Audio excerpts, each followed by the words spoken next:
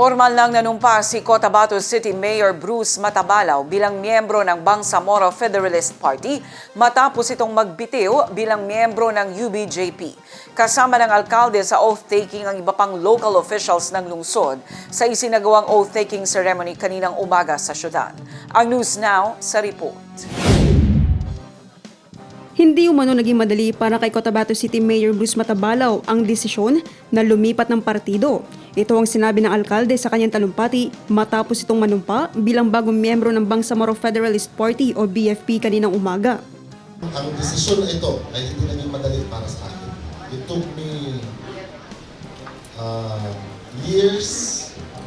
months. Kasama na yung isang buwan na nasa Hajj kami na Sheikh Marhan. Pinag-isipan kong mabuti. Ito na ba yung paraan para magpatuloy natin yung pagliwanag, pagpunlad at pagsaya ng Cotabato City. Iginit din ng alkalde na ang kanyang pag-anib sa Bangsamoro Federalist Party ay hindi umano kalabanin ng dati niyang partidong United Bangsamoro Justice Party o UBJP. I joined the Bangsamoro Federalist Party hindi para kalabanin ang United Bangsamoro Justice Party. Who knows in the end, according to our chapter president, Atty. Sinarimbo, kung hindi man natin mabuo ang koalisyon during this period na hindi pa naahalan ang mga members of parliament, who knows, pagdating sa parlamento, magsasama-sama rin tayo muli. Because lahat naman tayo dito sa larangan ng politika sa BARB, ang nais natin ay pagkakaisa, because without pagkakaisa, hindi natin makakamtan yung development na matagal na hinahanap ng Bangsamoro Region. Samantala, binigyang diin naman ng BFP Cotabato City Chapter President, BTA Deputy Floor Leader at spokesperson din ng partido, Atty. Nagib Sinarimbo, na ang Bangsamoro Federalist Party ay itinatag sa panawagan ng pagkakaisa ng iba't ibang sektor, lokal na pamahalaan at mga lider sa Bangsamoro Region. This is a party built upon the foundation of the call for unity. Panahon na ho para yung ating communities ay magkaisa na. Kasi wala hong mangyayaring serious na development dito pag patuloy na naghiwa-hiwalay yung mga tao. Ayon kay Sinarimbo, mahalagang hakbang ang pag-anib ng mga opisyal ng Cotabato City sa kanilang partido bilang bahagi ng pagsusulong ng mas malawak na pagkakaisa ng Bangsamoro. And I'm happy that Cotabato City is the first one to take the bold step to join the party that is calling for unity. We're congratulating the City of Cotabato as well as the members of the council and the barangay officials for taking the brave and bold step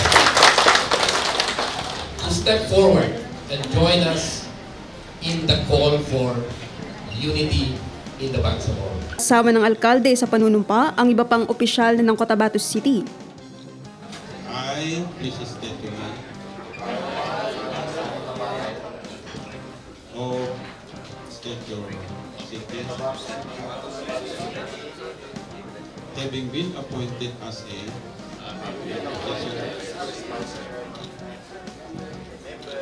of the Bangsamoro Federalist Party from Sa pagtatapos ng programa, tiniyak ni Matabalaw na mananatili siyang lingkod sa lahat ng Cotabateño at patuloy na isusulong ang mga programang makatutulong sa pag-unlad ng lungsod at ng buong Bangsamoro Region. Mananatili po akong mayor para sa lahat. Gaya nung ako ay nagsisilbi pa bilang mayor ng United Bangsamoro Justice Party. Huwag po kayong mag-alala, hindi ninyo ako kalaban, mas pinapalakas lang po natin ang ating alyansa sa Cotabato City. Manalangin tayo na patuloy na maging isang susi yung ating Bangsamoro Federalist Party tungo sa pagkakaisa at pagkakalaan dito sa Bangsamoro Region in Muslim community. This I would like to convey my gratitude to all the officials of the Cotabato City, led by the Honorable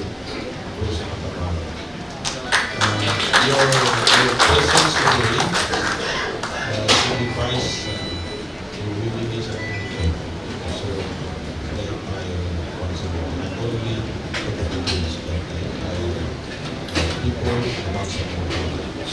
Isang bagay po na makikita natin sa mga ganitong desisyon na ginawa ng ating mahal na mayor, dito natin makikita na ang isang liderato, ang isang namumuno, aabot siya sa desisyon na uunahin niya yung kapakanan ng kanyang mga pinagsisilbihan kesa sa kanyang personal na interes.